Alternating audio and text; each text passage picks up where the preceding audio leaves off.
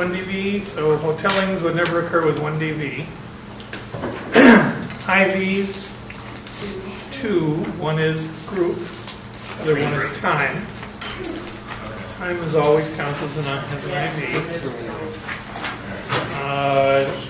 Group is a between group. Time is a within group. So it's a two-way with one repeated measure. One of the four. Within groups count as repeated measures. Pre-post, those are always within group repeated measures. So most of us are clicking along on these. A few people have a few more trials to go here.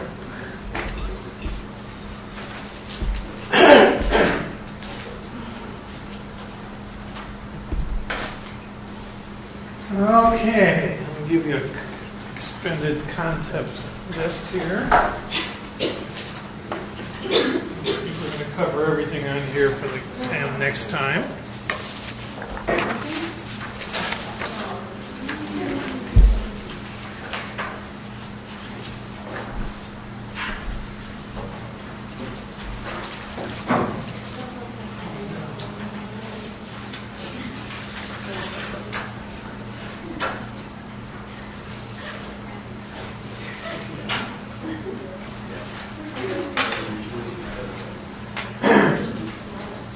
So we'll leave some time in the end to go over these concepts.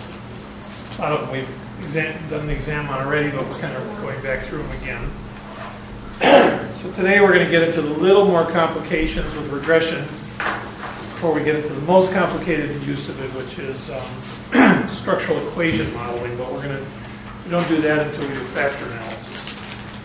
So far we're only dealing with measured variables, not latent variables. What are latent variables? Remember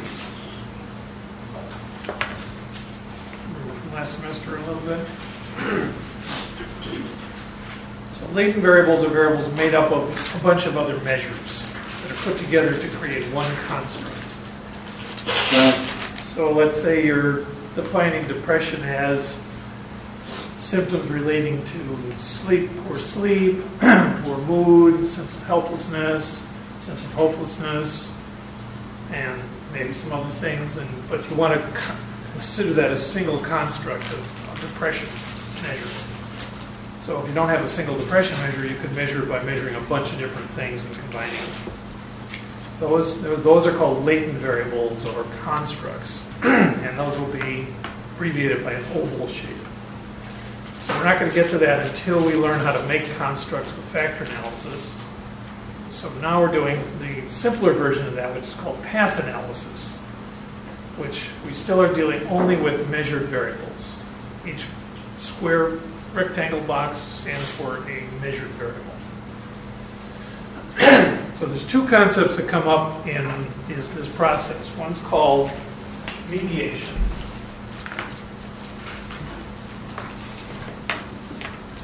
One's called moderation.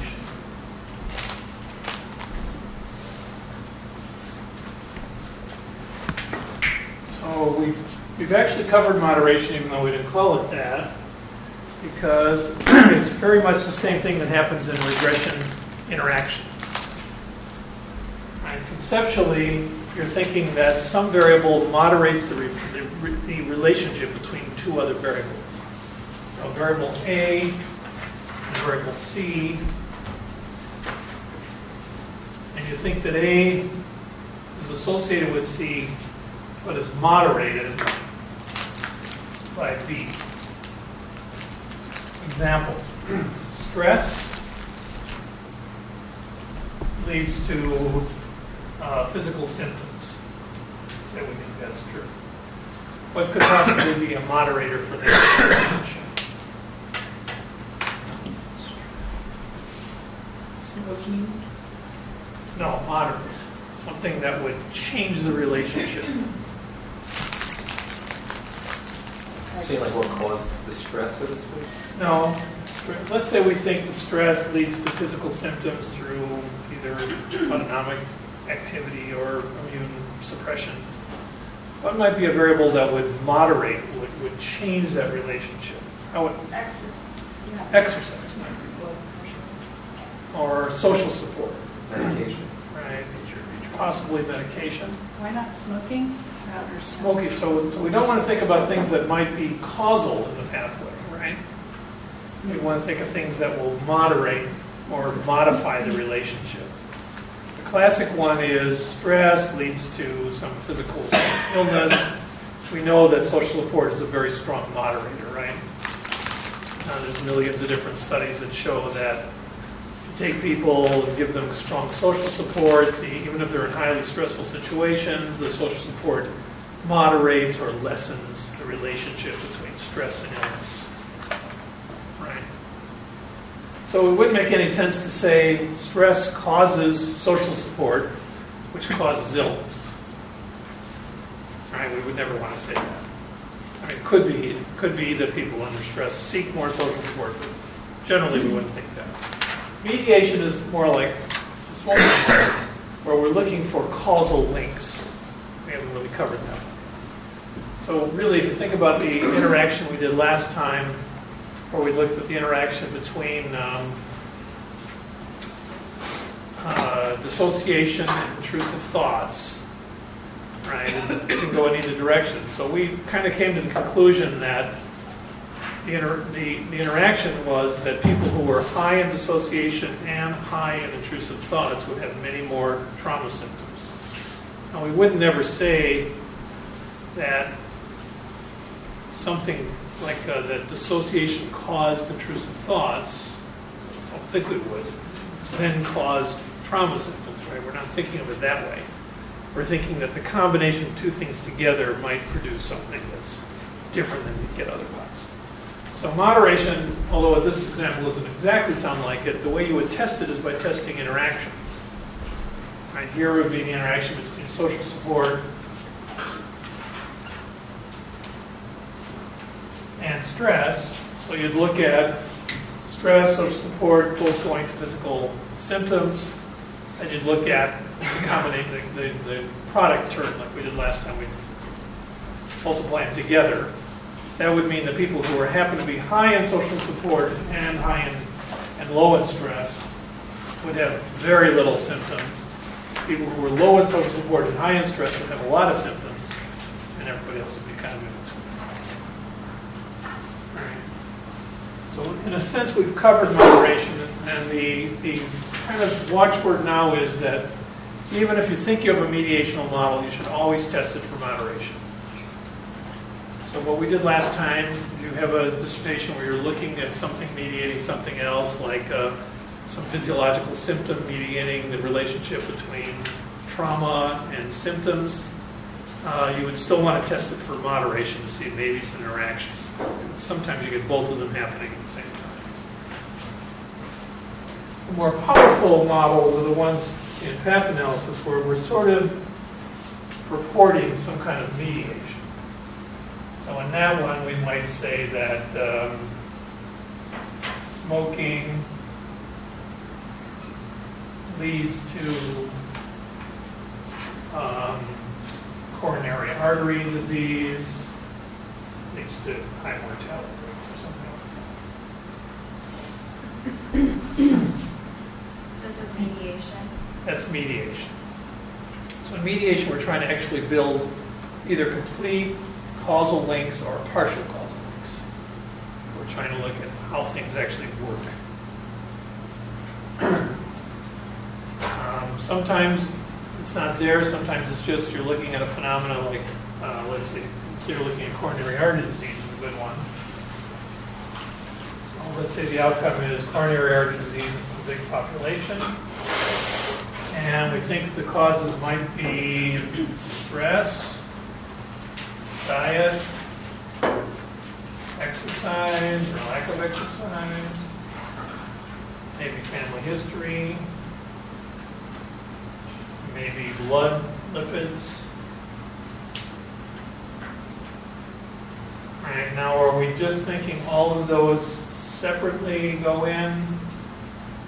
Well, probably there's some relationship between those that's leading to coronary. So the simplest model would not be a mediation model. So everything is lumping together in some way to cause coronary artery disease. We're just try to explain the variation. That's been the approach. But then we think, well, I wonder if stress plays a role in diet. And if that's true, maybe there's another link between stress, diet, and coronary artery disease.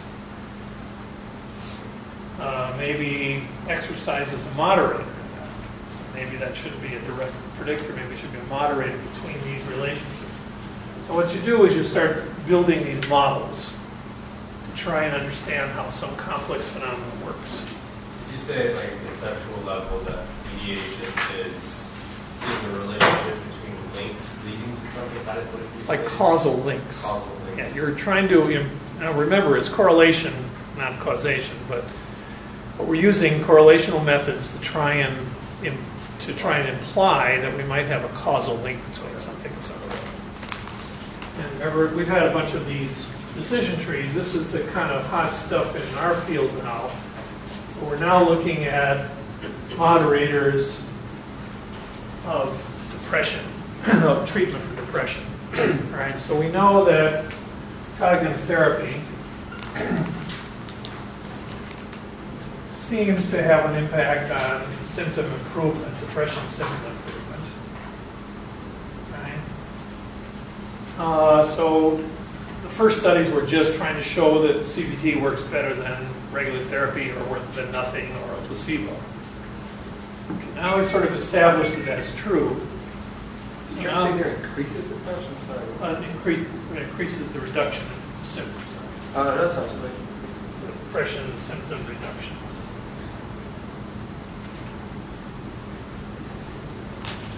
All right, so now, one of the things that's been tested most recently, a very interesting one, is how does this work? So that's where you get to a mediation question, not a moderation question. There might be some moderators, like maybe the effect is changed by some other variable. But let's leave that aside for a minute. Let's say we think maybe the change is a difference in dysfunctional cognitions.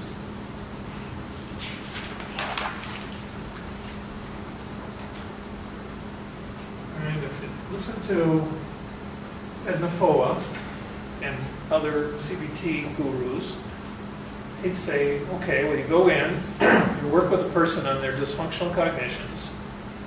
You would try to do a bunch of techniques to get them to see that they're dysfunctional and to challenge those beliefs and cognitions, and that leads to the reduction in depression.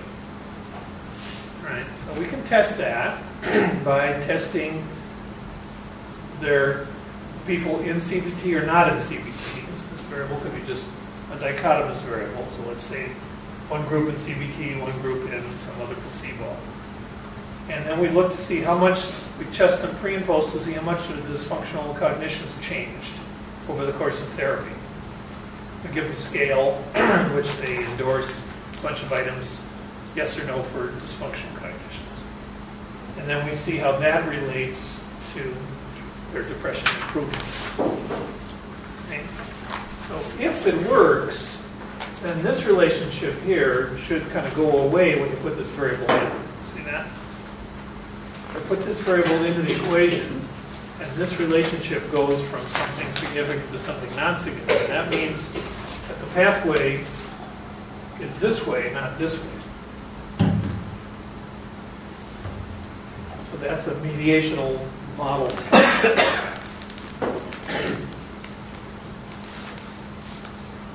So it turns out, just as an aside, that it doesn't mediate the relationship. Dysfunctional cognitions have not been found to mediate the relationship. It's not that it doesn't work, but something else is doing it, not dysfunctional cognition change, at least as far as I know. So it doesn't eat up as It much of the variable. doesn't change anything when you put that in. Okay. So what you're expecting is some B weight, beta weight, squared semi-partial here to go down when you put this one into the equation.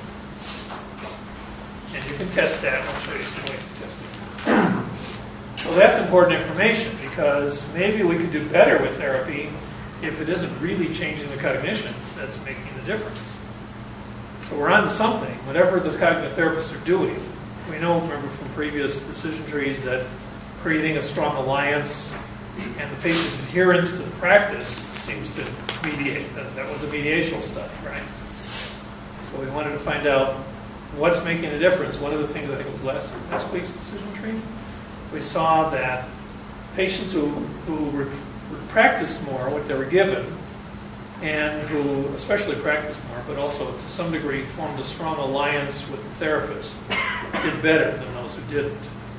So that did mediate the relationship between those in therapy and those not, between in depression reduction. Some other candidates that are being tested are shifts towards a more mindful mindset. Right, mindfulness is hot.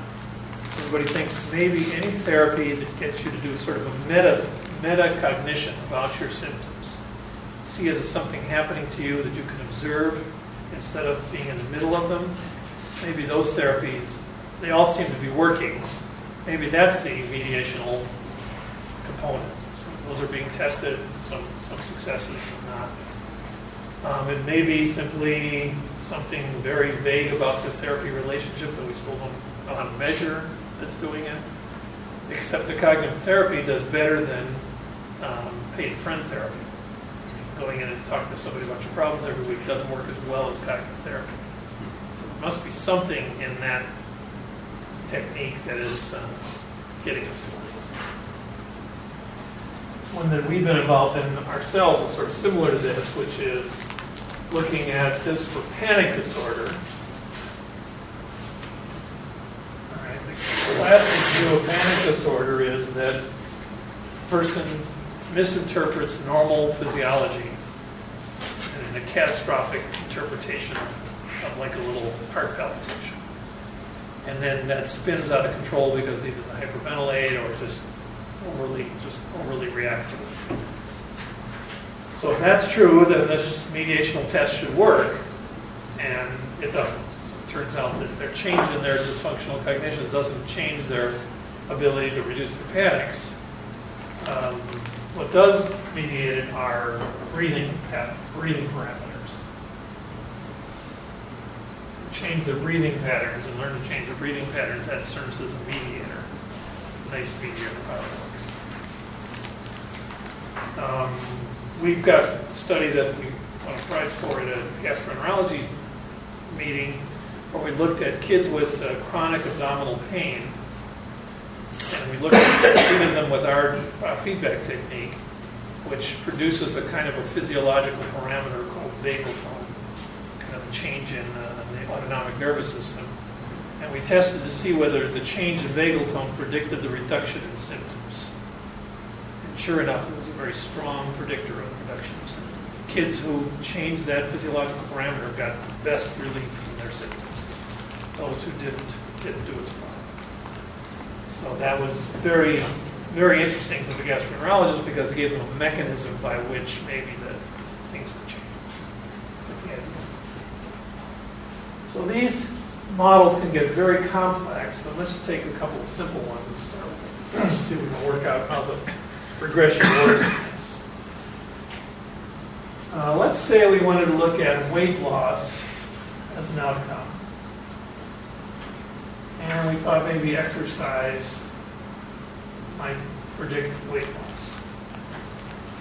A group of overweight people coming into some kind of a program. And we measure the amount of exercise. Another possible component to this might be metabolism.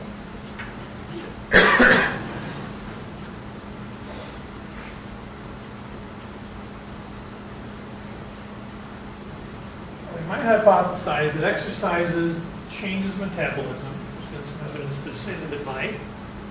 And the metabolism then, lowered metabolism, raised metabolism would lead to weight loss. So it could be that exercise contributes separately in some other ways, but it also contributes through the path of metabolism. All right, so we can test that quite easily using regression techniques. All right, so what we're going to do is put exercise and metabolism as predictors. Weight loss is the DB, the outcome. And we're going to get from that, we're going to get the weights for this path and this path. In real life, you wouldn't do that unless you knew you could manipulate the beat, like in this case, metabolism. Not manipulate, but at least that it varies. But like, instead, like cut out the exercise and go straight to the metabolism, but that one's better. Wouldn't Oh, that be well, ideal? maybe, but let's say we couldn't do that. So let's say we just had a big sample and we were able to measure basal metabolism and we were able to measure the people adhering to an exercise regime, and they varied in both of those. Right. So we know that already from previous studies, we know that metabolism, people with faster metabolisms get quicker weight loss. And we know that people that exercise get quicker weight loss. We think that exercise raises metabolism. So this is in real life, this is the good news, bad news. The bad news is if you work out on your elliptical for 50 minutes, it's worth a sliver of a piece of a pie in terms of actual calories burned. Absolutely. If you're working out and you're looking at how much you're accomplishing in terms of calories, it's impossible. It's one little slip for the day way overwhelms that exercise. Good news is that exercise seems to promote faster metabolism for about 12 to 18 hours. So that a good aerobic workout seems to have a longer term effect on metabolism than just the immediate calories burned from the exercise. And that may be why exercise is useful in the weight loss process. So that this pathway may only be a very small one from just the actual calories burned. But there's, of course, many other factors involved. So we can test that model, the mediational model, by doing the following. We can do it just with regression, but there's a neater way to do it. So the first step is we put in weight loss as the outcome, metabolism and exercise as the predictors. We're going to get the beta weights, and then some people like to put in the squared semi-partials as well. For that and for here. We're also going to get, for the purposes of another program, we want to get the B weight and its standard error. B weight and its standard error. And remember, those are the non-standardized regression weights. Each of them has a standard errors. Beta weights don't have standard errors because they're already standardized. Right. So if you divide the B weight divided by its standard error, what do you get? T. So that's the t-test that tells us the significance of that, independent of the other variables of that regression. What gives this T again? B weight divided by its standard error. Could you write for the B, for the metabolism weight loss? B and standard error. Beta, B, standard error, no? The metabolism. Same thing here. I put in squared semi-partials sometimes. Okay. I'll show you why people don't like to use squared semi-partials, because they're always aren't small. But they really are more realistic, telling you what's going on. It's a good idea to get what you can. So if you run through that again with the exercise, the outcome of weight loss, and then metabolism is the outcome of weight loss. Yeah, so the first step is we just look at these two in a regression against this one. How do they work together? Some partial redundancy problem. The second step is we put metabolism as the outcome, and exercise is the predictor in separate regression in order to get this B weight and this little B and this little standard error. So how do they work on their own? Well, first we're going to see how they work on their own, but this is the data we need, because what we're going to do is we're going to find out when we put, essentially what we're going to do is find out when we put metabolism into the equation, does it change this regression? That's how we know we've got mediation. Doesn't change it, we don't have mediation. So there's a nice little program that'll do this for you, and we can do it with regression ourselves just by seeing. So the first thing we might want to look at is just the relationship between exercise and weight. So let's do that.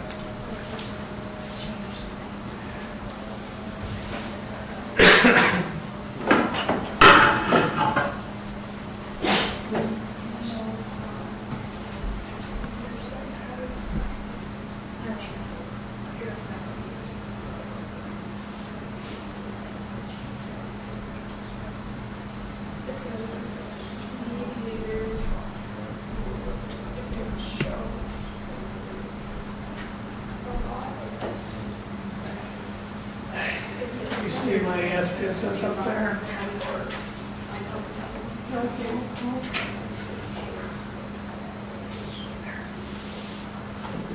Locked on the far left with that kind of bar. Oh, I got it. Now my icons got scrambled, and I've got too many of them.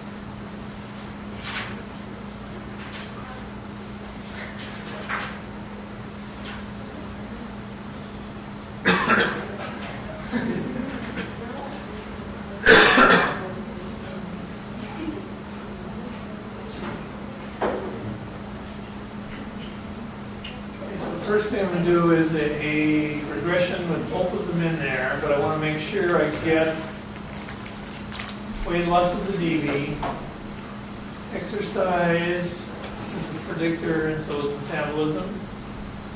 Make sure I always get descriptives and part and partials. I'm not going to worry about the Durbin lesson right now. So let's look at our correlation matrix first.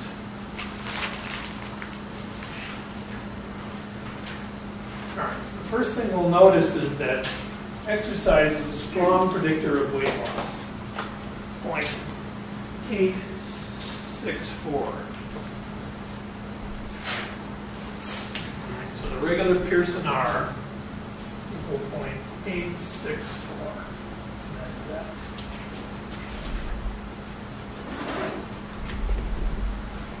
We notice that the metabolism and exercise are correlated, so we have partial redundancy somewhere in here.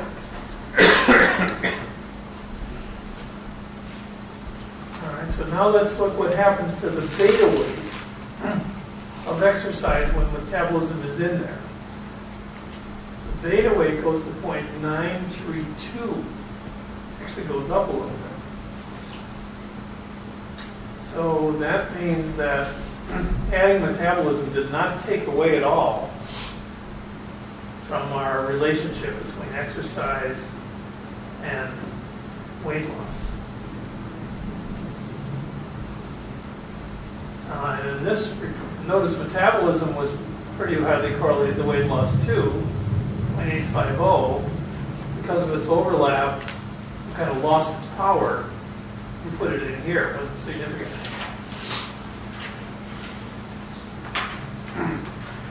So that would sort of tell us that we don't really have very much support for the mediational model here.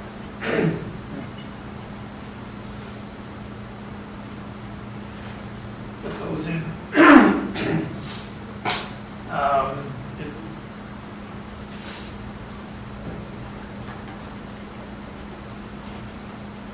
Because the relationship between exercise and weight loss should have gone way down if we had a good mediational model. Does that make sense? Right, if the pathway was exercise leads to faster metabolism, which leads to weight loss, then the relationship between exercise and weight loss, and that relationship would be no longer there. So the next step, would, if we wanted to do it, would be to go ahead and do the analysis again. This time substituting in metabolism just to get the exercise to metabolism. And here we can see that beta weight was 0.790, so a big strong one there. So the weights would go in there, or we're going to use these two. So what we can generalize from that is that exercise does affect metabolism. However, the effect on metabolism through exercise does not make a huge difference on weight loss. Right. Okay. Right.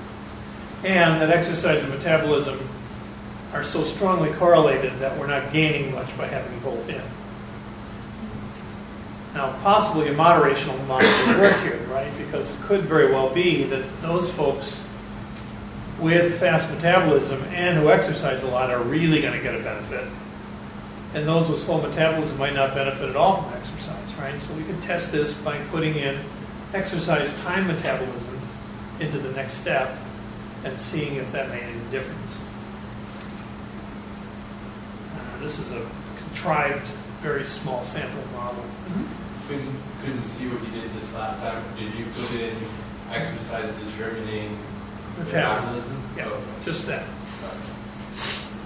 So whatever variables have arrows going to them get separate regressions, right?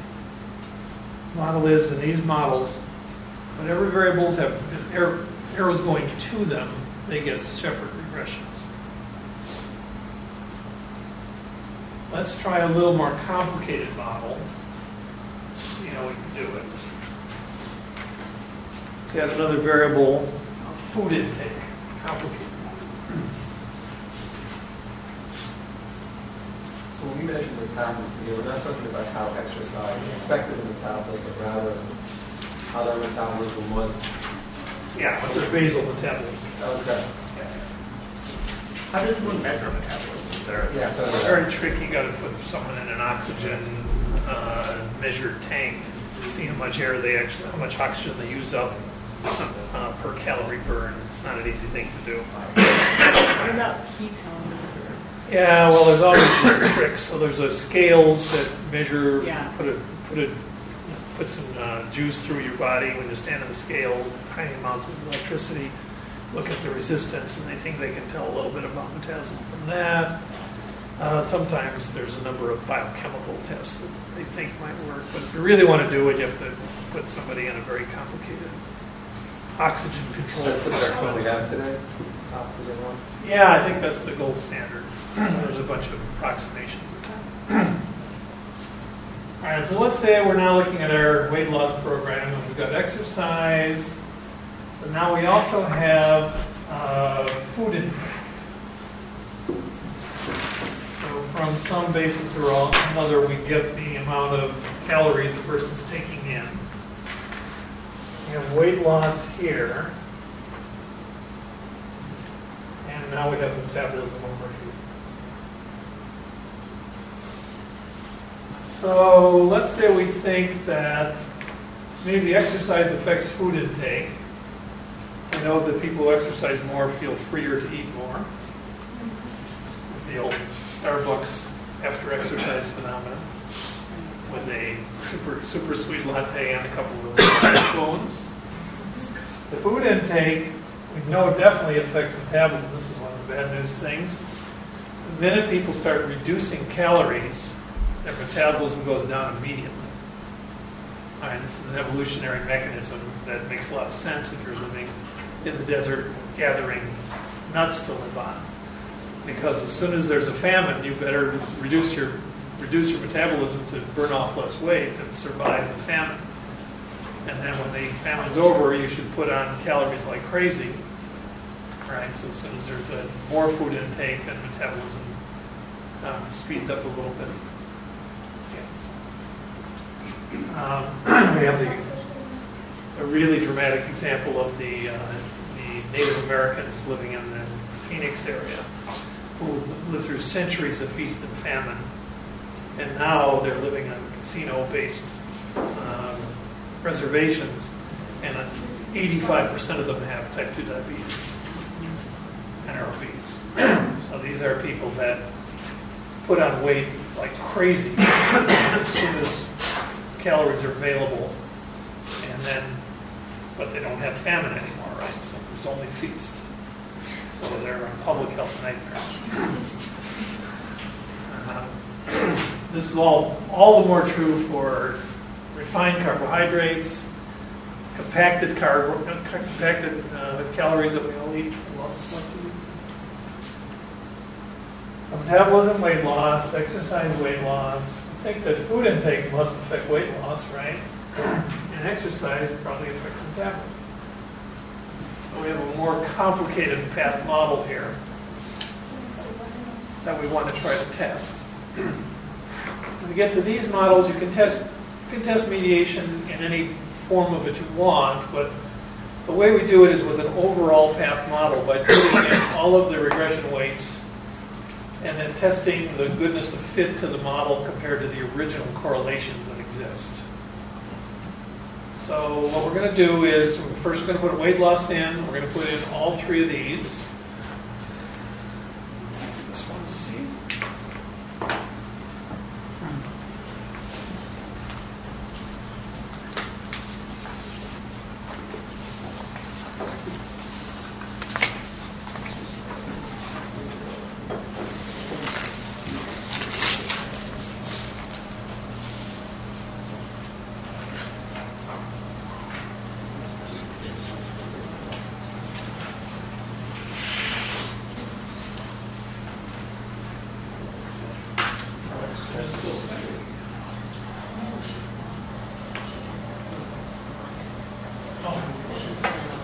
Okay.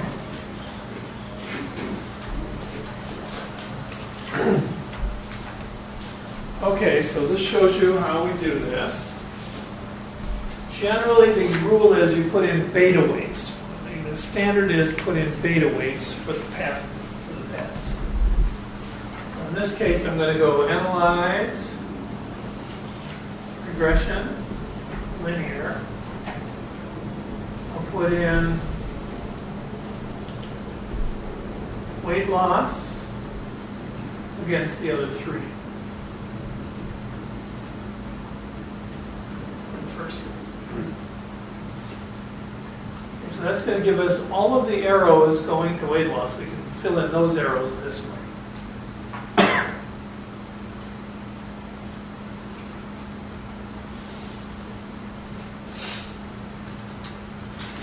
So we're going to use betas for now. Let's look at betas and look at their significance over here. So on your little chart, you can see I filled those in. 0.516 is the relation to exercise and weight loss.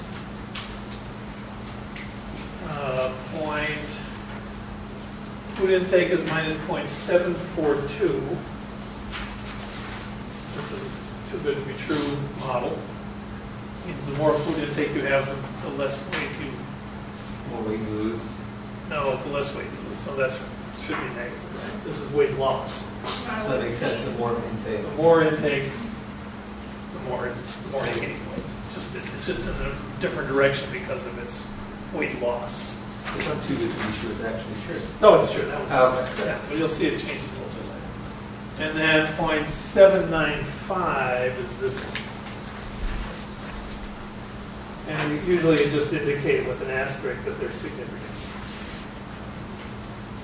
Now, if you look at the squared semi-partials here, square those numbers, you can see the numbers are, the quantities are going to be quite a bit lower. 0.27 squared is what, about 8% of the variance. I think I have them on there. 423 is about 17, 18% of the variance. 301 is about 9% of the variance. So those numbers, 795, 7425, looks so nice and big. That's why people like to use them for betas. But if you really want to get the true meaning, is that about 9% of the variance in weight loss is accounted for by metabolism with food intake and exercise held constant. Right? The squared semi-partials give you a very different kind of thing to do. Now the betas are partial, but they tend to look like bigger numbers. Okay, now to get the rest of the paths, we have to do different regressions.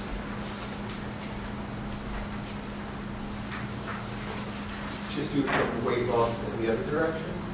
No, we're going to want anything with an arrow going to it needs to be an outcome, right? So let's do metabolism next. Did I do that on there? Metabolism next one I did?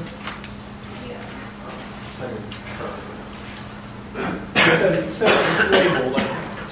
So I get rid of weight loss. Now I'm going to just do metabolism.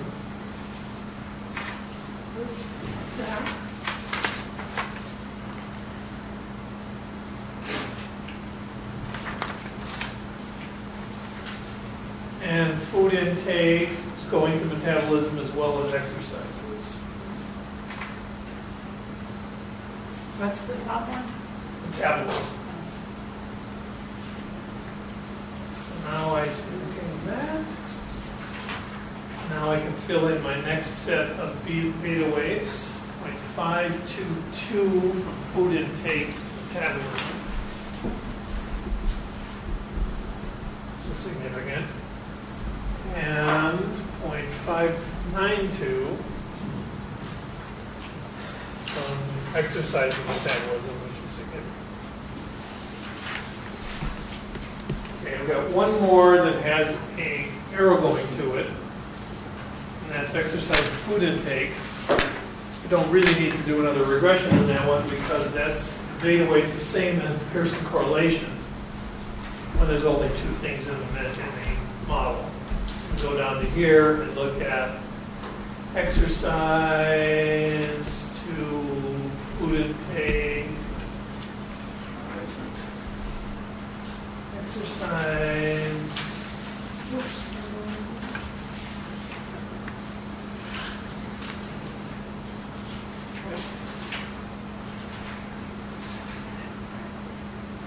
Oh, sorry, I didn't do all of them to start with. Just get the correlations separately if we want to. Do that with correlate by variant. Put them all in there. See every relationship.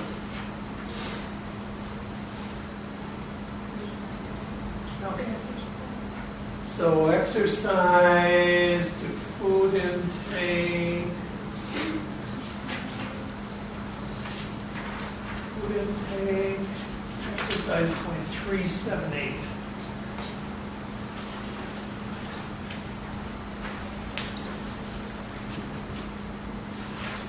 And that one's significant. Like significance level. Well, no, that's not significant. This is a tiny sample, so see the significance level there. So that one we don't put in. So now we can look at the original correlations between those two and see how well these predicted weights match the original correlations. The difference between those two will tell us how discrepant the model really is. So we can look, the 378 is clearly going to be the same. Exercise to weight loss, we can see is 0.864. We had 0.516, so there's some discrepancy there. We can look at relationship between food intake and weight loss. Was 0.047. That one's way discrepant. Metabolism to weight loss, 0.795, 0.65. Well, that's pretty close.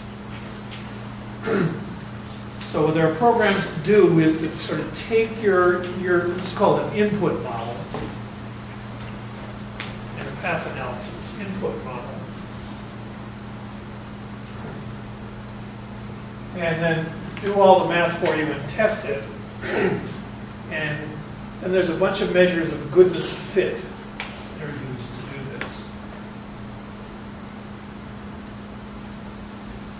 The main one that we're used to is the chi-square. So a high chi-square in this case means that your model is discrepant from the data model. A low chi-square, non-significant chi-square is good in this case. It means that your model is not discrepant from what you predicted. And this is the same basic thing that's used in path analysis when there's squares, or rectangles, or in structural equation modeling when you have ovals or latent variables mixed in with measured variables. Can you repeat, you said high chi-square? A high chi-square means that there's a discrepancy between what you predicted and what you got, so that's not good. Low chi-square means you've got a good goodness of fit. And there's a whole bunch, like 10 or 12 goodness of fit indices. There's a lot of controversy about which ones to use. When we get to structural equation model, the book has a nice little guide to what it thinks are the most sensible ones of those.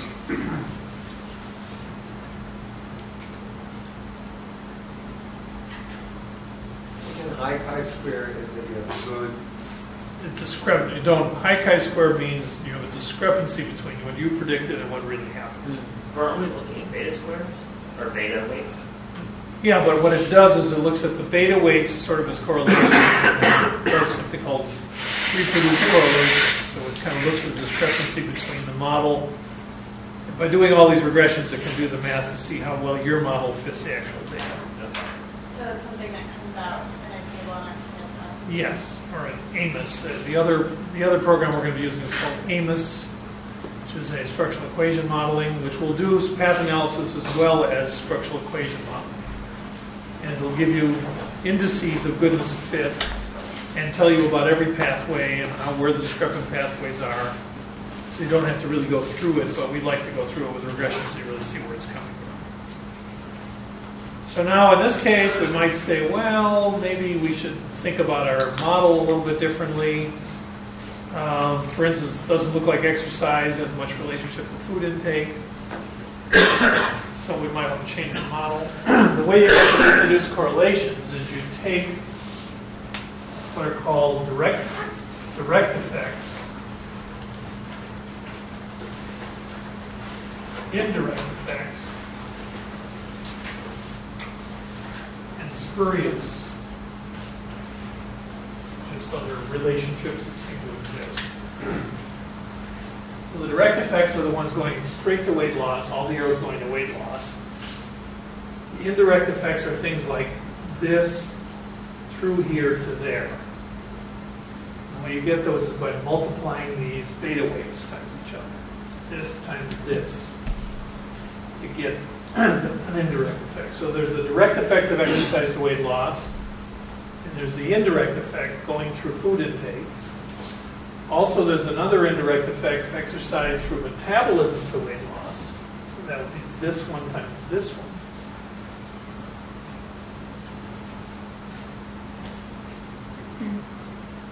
It's what times what? I'm sorry. That would be this one times this one, this arrow times this arrow. Just sort of follow the pathways, multiply along those pathways. What you get is something called reproduced correlations for this one, and you do it that way. When you get those reproduced correlations, you compare those to the original correlations, and if they're discrepant, then you've got a bad model. If they're not discrepant, you've got a good model. And do we want those values to be low or high? The discrepancy we want to be low.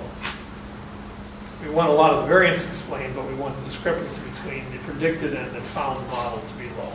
Okay, so if we got the indirect effects of exercise through food take to get to weight loss, we would multiply 0.378 times negative 0.742. We would get a fairly small number. Yeah. And that's good. Well, it is what it is. No, we don't particularly want a small number. We want a larger number. Yeah. Those we'd like to be stronger. If that's the pathway that works. Right, What if are we it's comparing 0.9 that to 0.9 versus? times 0.9, then we'd be looking at that pathway. So we only want small values when we're looking at the Discrepancy. discrepancy. Right. And the goodness of fit tests are different than the other ones. Okay. So here's a very complex one. We've got to do exercise to food intake, to metabolism to weight loss. Right? We've got to multiply all of those for that indirect effect. The combination of that complete one should reproduce the original correlation between exercise and weight loss, if it's a good fit. Okay. Can you do one for Yeah, I'm going to do a whole bunch of them with reaction.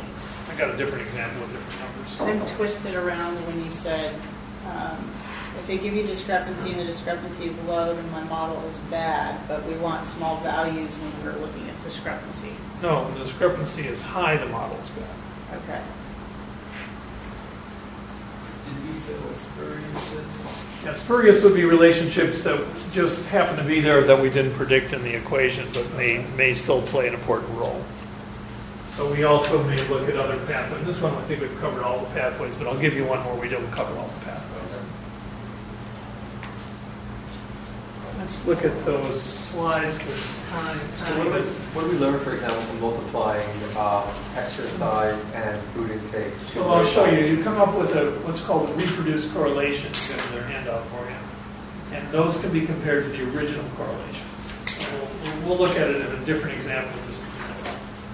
So essentially, if it's a higher correlation with two and multiplying two different pathways, then Yeah, if it matches the original correlation, then we are pretty sure we've got the right model going. Think about it.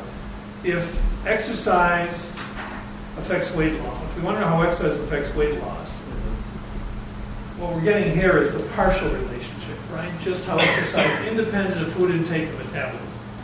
When we add into it, its relationship through food intake to weight loss, through food intake to metabolism to weight loss.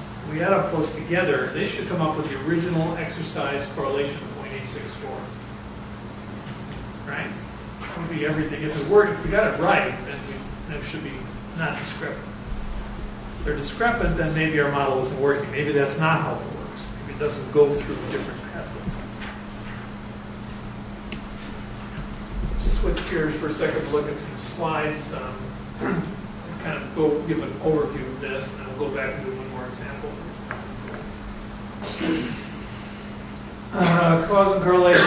Feeling attractive make others treat you better, or does people treating you better make you feel attractive?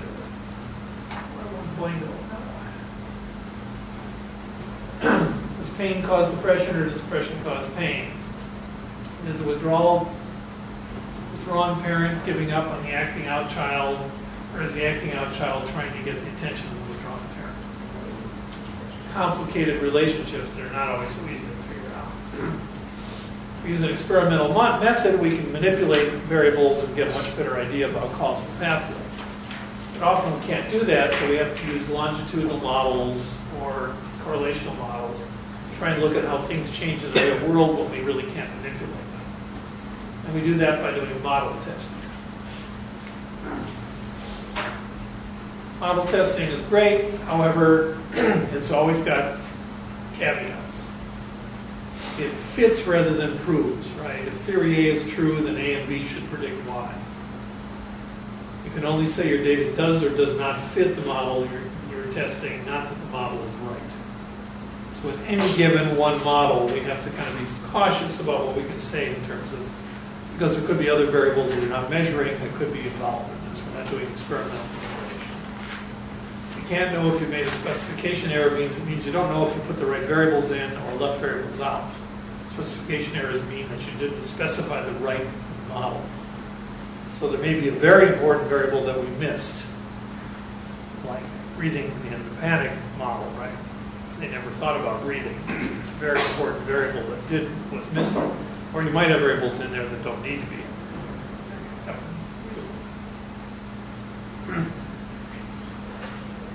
Dangers of misinterpretation, amount of fire damage correlates positively with the number of fire trucks sent. Right? Therefore, fire trucks don't help and we should not send them.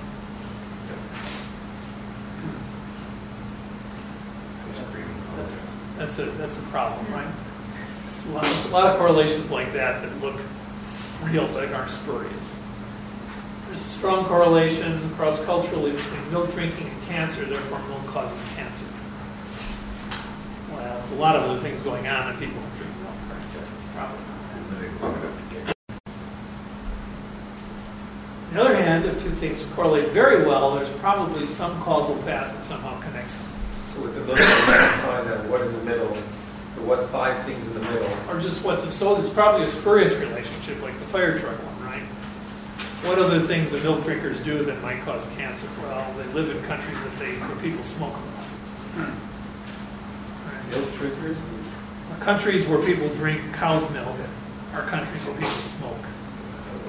Depending on the country.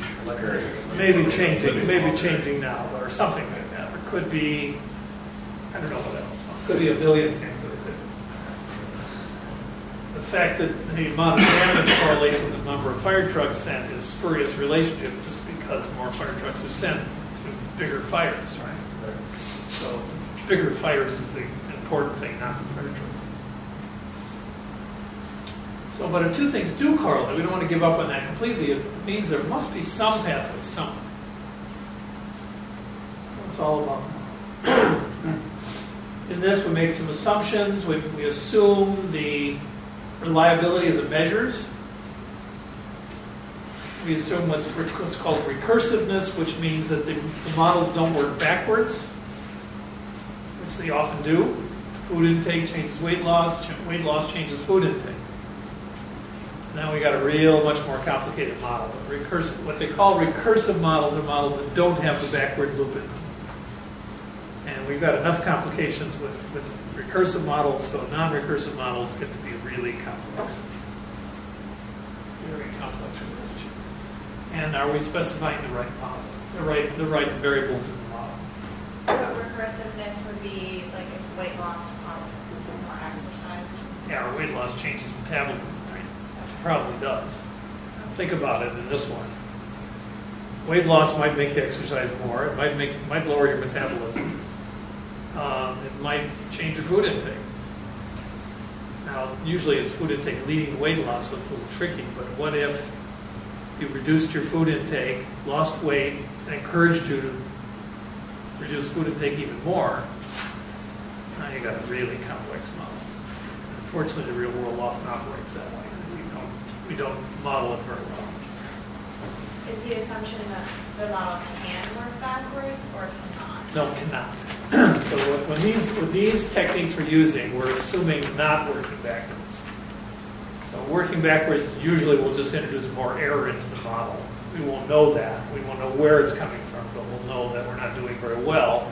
One reason might be that it's a non-recursive model.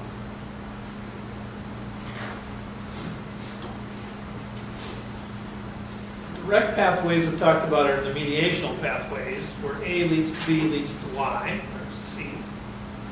Right, those are, and we can look at a direct pathway. And those pathways, when you put B into the equation, the AY relationship goes away. All right. Everybody see that? That's an important point. So if A leads to B leads to Y, then I look at the AY relationship by itself. If that AY relationship goes away, then B must be the mediator. Must be caused, the changes in Y are being caused by B. That's what we'd like to have happen in the mediation model. In our abdominal pain, the relationship between getting treatment or not getting treatment was strongly explained by whether they're vagal tone up during treatment. Gave us some leg to stand on that we had the right mechanism of treatment. In the panic studies, when people's breathing physiology improved, their panic decreased strongly, strong correlation between those. So when you put breathing parameters into the equation, the relationship between treatment, no treatment, and symptom reduction in panic goes way down. Once you look at the mechanism, that's it. What is the difference between a mediator and a moderator? So mediators are causal links, direct paths. Moderators are factors that moderate the relationship between A and Y. Okay. I think she's got some. So the moderator in our last study, we have a good one, which was that we think that dissociation moderated the relationship between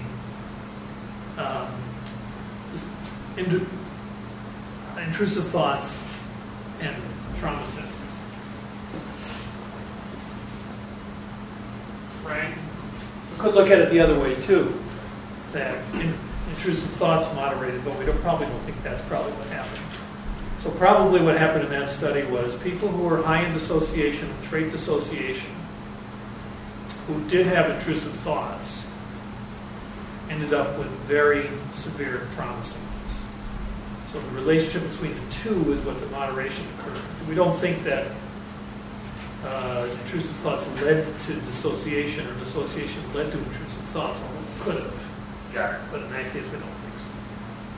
So mediation is like a causal relationship, and the moderator is like the monkey wrench that kind of messes with your data. It's like a filter. It filters the relationship. Yeah. It can boost it or diminish it. So the guru of mediation is a guy named Kenny. That's the name Kenny, and you can see how many. Here's the publications from 1980 to 2010, including mediation. It went up quite a lot. You look through JCCP, every other article is a mediation analysis. You can also have a spurious relationship where some third variable is affecting both things, but is not very important in the relationship. So to reproduce a correlation, as I was saying before, you find any direct relationships, done here, those are where the arrow is going directly to the variable. We add the indirect relationships, and we add the spurious relationships too, ones we may not have predicted, just to see if they contribute. And we compare to the true correlation. I'll give you an example of that.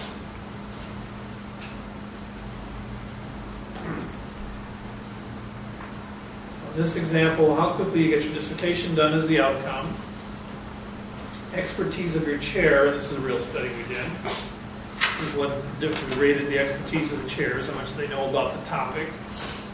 How much time do you put in your dissertation? We asked people to give us estimates of how much time they spend per week on a dissertation. How much you work outside of school, takes away from your ability to get it done. And how much intellectual curiosity do you have in the topic that you're choosing. So we wanted to see how long it took people to finish in our program, and we gave them these variables to see if we could predict it. And expertise is not overall specific to the topic, right? Yeah. How passionate are about you about the topic? Thinking that if you're really passionate about the topic, you'll finish soon. Maybe.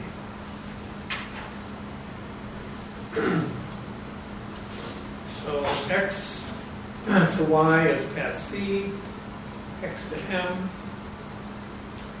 is path A, M to Y is path B, X to Y controlling for M is path C prime.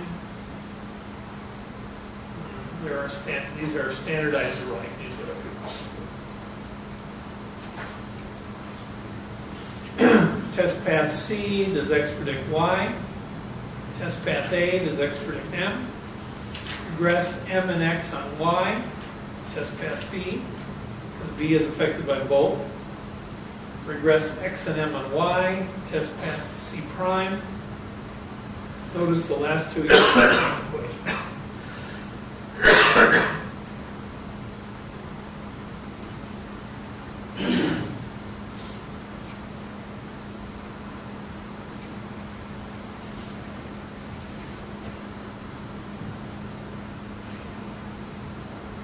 Have to have a relationship between X and M and Y to get mediation.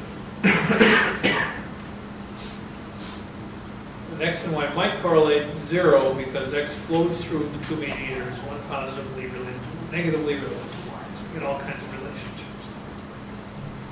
relationships. Test of A has more power than the test of B. Decomposition, so we do C, the C prime plus AB equals C minus C prime. So that's changing, that's looking to see whether the relationship between A and Y changes when you put in B. Right? Or put in M.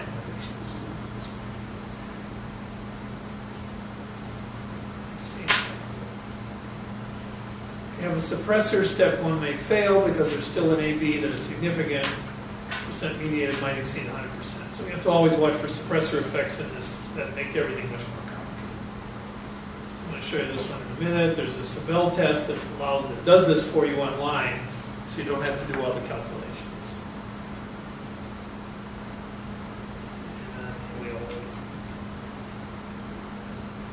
It does require high sample size and approximately normal distributions of the residuals. Here's the moderator one where we look at performance.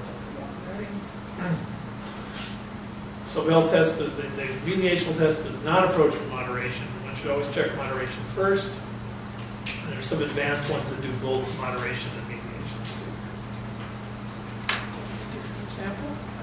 You can send those out. Oh, I can. If you want, I can send it to you. Oh, we don't have them. I have them. Let me give it to you first.